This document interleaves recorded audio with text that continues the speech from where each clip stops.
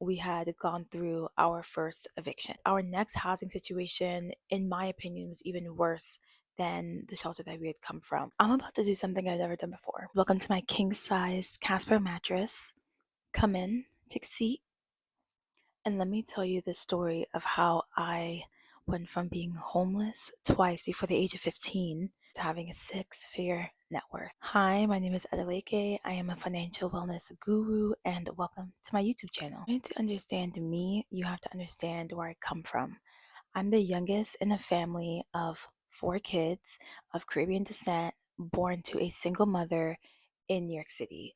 And where I grew up was between Brooklyn and Queens at a time in the world where violence was paramount. And I know that we think now, when we look at New York City and all the crazy things happening in New York City, that it couldn't have been any worse. Well, let me tell you, it was a lot worse. Back in the day where I lived in Brooklyn, I remember there being a statistic that they had every 24 hours, at least one person was unalived. I lived in one of the worst precincts in Brooklyn, okay? And so my mom, when I was born, she was still with my dad for I think a couple more months, or they were on rocky terms. The time that they ended up splitting up, my mother could no longer support a family by herself. My mom goes on, she ends up leading herself into financial ruin, and we end up in a homeless shelter. The good thing about this was that my mother actually had a connection through my aunt to go to the women's shelter. We would fight over which bunk we would stay in because the bottom bunk would be where the rats was you would hear the rats and the rats could jump on you. With the help of my mother's brother and some Section 8, some government assistance that we got, we were able to move to Queens. If you know anything about New York, Queens is like the suburban version of the other boroughs. We moved to this beautiful neighborhood in Queens. We had a black family as a landlord and a bunch of black professionals, and we were able to kind of immerse ourselves in this dream that despite what we had previously went through, we were now in a place where we aspire to be like our neighbors. And so I went to school with my neighbors. I had a great education for a couple of years, and everything seemed somewhat stable until, unfortunately, one day I came home from school with my siblings and I went to my front door and we were locked out. That is when we had gone through our first eviction. And so when you are evicted from your house, you are locked out of the house, you have to leave immediately. I think I must have been somewhere between 11 and 12 years old. And so I remember this time a lot better. We actually lived there for a couple of months. Our next housing situation, in my opinion, was even worse than the shelter that we had come from. The first place we moved to was a place in East New York. The upstairs neighbors were always going through drama. There were people coming over with baseball bats trying to hit other people there and attack other people. You had a couple that was always arguing. You had one of the neighbors would always on end just smoke and smoke and smoke outside our window, and you would have that smell permeating into our room. We're at our last place when we had gotten before we had gotten evicted, that those black landlords that had kind of lived this middle class upper class life that we aspired to had told my mother about a program. This program was called Teak. One of my brothers ended up applying to this program first. It was his turn to go to high school. Basically paid for all of his costs to take specialized tests, to have extra homework, and to gain the necessary skills to apply to a preparatory school. He ended up getting into a school in New England and went to go live there in a boarding school. These boarding schools are not like the boarding schools that you're thinking of, where it's like boarding schools for bad children. This boarding school is like if all of the cast of Gossip Girl moved to a school in Massachusetts, okay? He had a $60,000 tuition paid for every single year for 4 years in a row. I was the next up. And I did not get into that program called Teak. It was very competitive, and I unfortunately did not get in. But what I did get into was a program that was a lot less competitive called Wadley Scholars. And even though it was a lot less hands on, I did end up successfully going to that program. The program basically told me, you are not getting in anywhere with these scores. And so I was like, okay, All right, I appreciate the truth, but I can do better. And they were like, don't even try and do better. We'll just try and do the best that we can with these scores.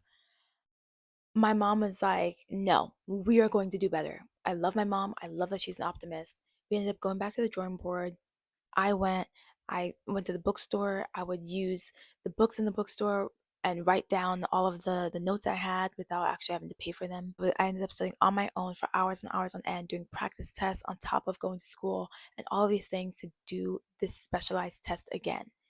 My score increased by 70 points, and I was able to, from there, be a good candidate to apply to these boarding schools.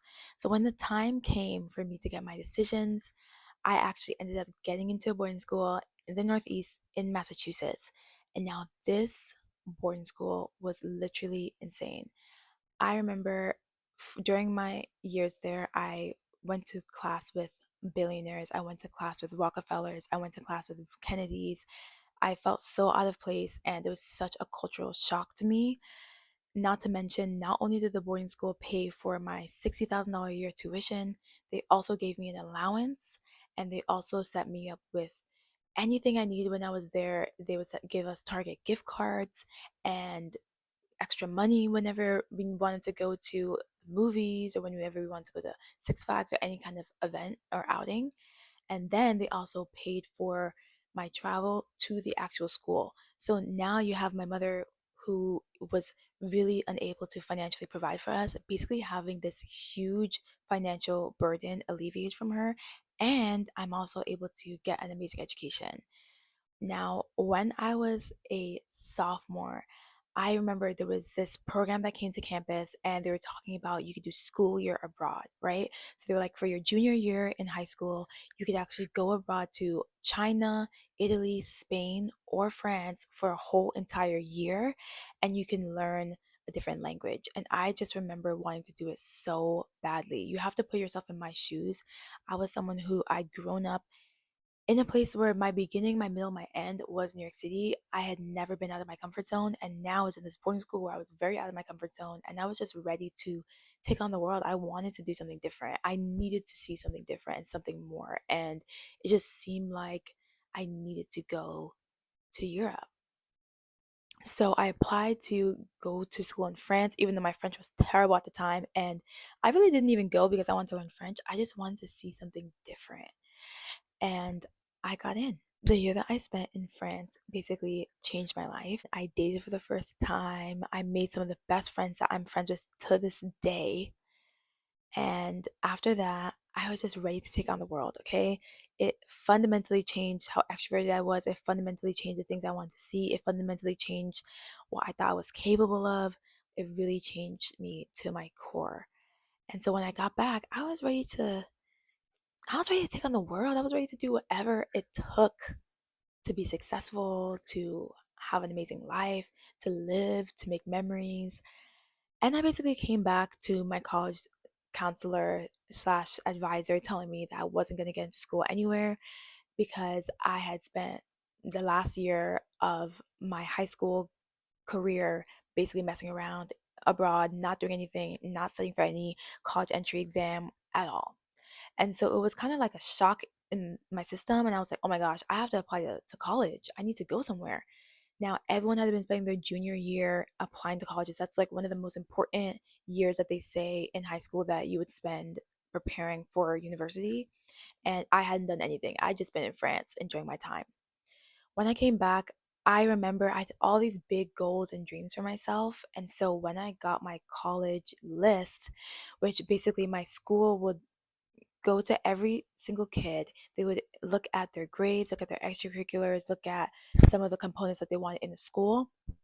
And then they would create a college list for you. And the college list would have your target schools, they would have your reach schools, and then they would have your likely schools. So your likely schools were schools that you are likely to get into based off of your profile. So for the target schools, even though you might not necessarily be 100% likely to get in, because of the profile that you have, it's a good target goal for you to have. And then the reach one is really just an aspirational schools that you want to apply to. And they use that for kids who, everyone's like, oh, I want to go to an Ivy League school. I want to go to a top 50 school. I'm laid off from my job. Fast forward to where I am now, I'm still making contributions into my retirement account and expecting to hit a six-figure net worth by the end of 2025.